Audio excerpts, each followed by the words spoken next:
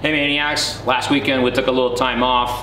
Connor and I headed down to Huntington Beach, California, where we connected with some of the guys down there, the Keystone guys and Classics Daily, Outlaw Notch, so that we could take part of Quarantine Cruise 5. Quarantine Cruise started maybe a month and a half ago, just by a few of these guys, wanting to get out and cruise. And it turned into over 2,000 cars this last weekend out there. And there was anything from mini trucks, which just brought me back to the 90s, all the way to tons of really awesome high-end muscle cars. There were some exotics as well, lowriders. Hung out for the day with the cruise, did some shooting, bringing you some of the highlights from that, some interviews from that cruise. Hope you guys enjoy it. We'll be back to working on the 49 this weekend, and so you guys will see that come out next weekend. And I do want to thank Jim and Ryan. They were actually here last weekend working on the 49 while we were gone playing. They got to work on the wiring harness some and did some labeling on that so that we can start getting our new lights wired up on it. So that's really cool, guys. Thanks for doing that. So I hope you guys enjoyed the cruise.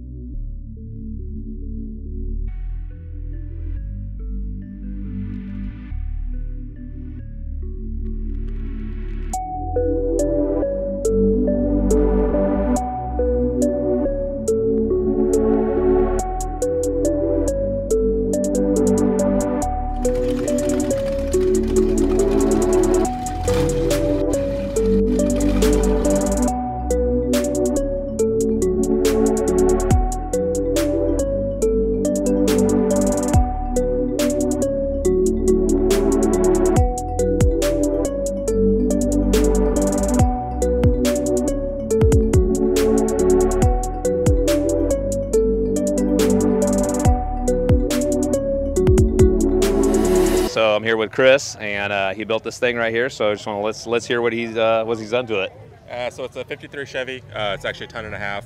I picked it up in Bend, Oregon. It was literally in the middle of a field.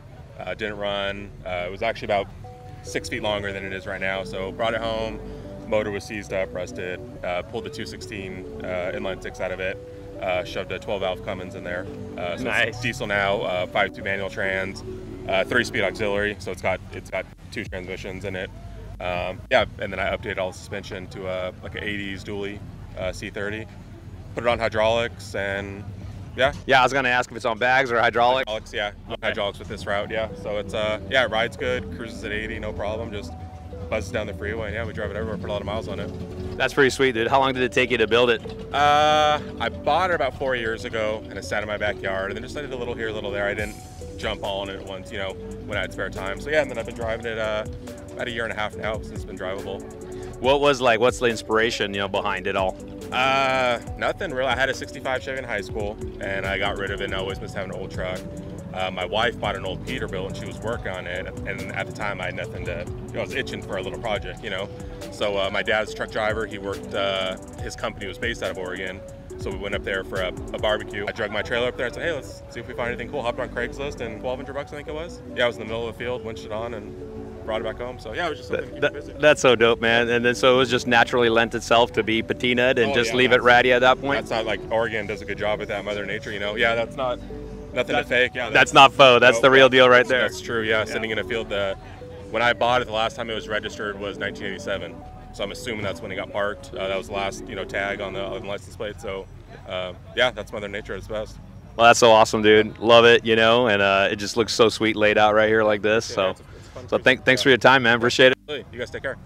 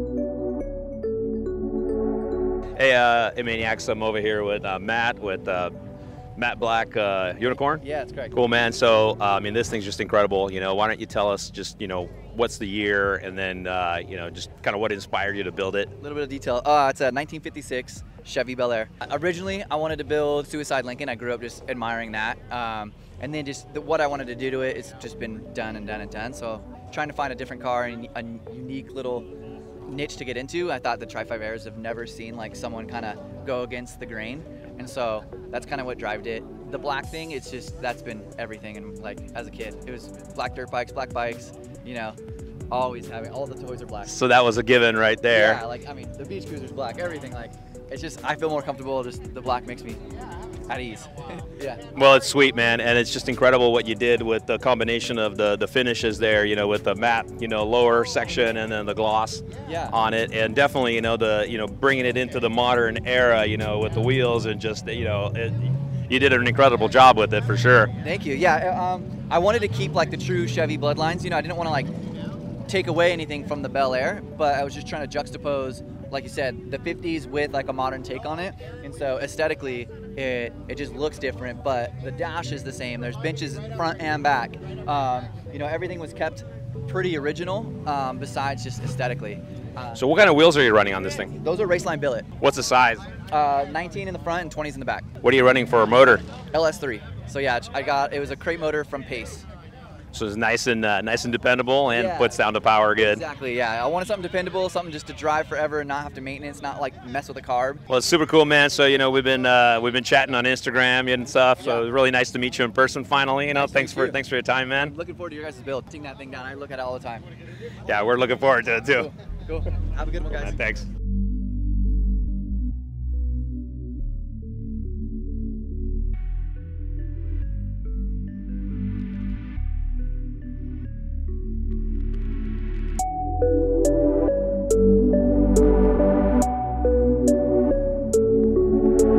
So we're here with Tony. He's got this amazing Pantera right here, and I want him to tell us a little bit about it. Tell me first of all how long it took you to build this thing. So it took 3 years from total inception, from the day we took the wheels off and started doing everything. So it was about 3 years total.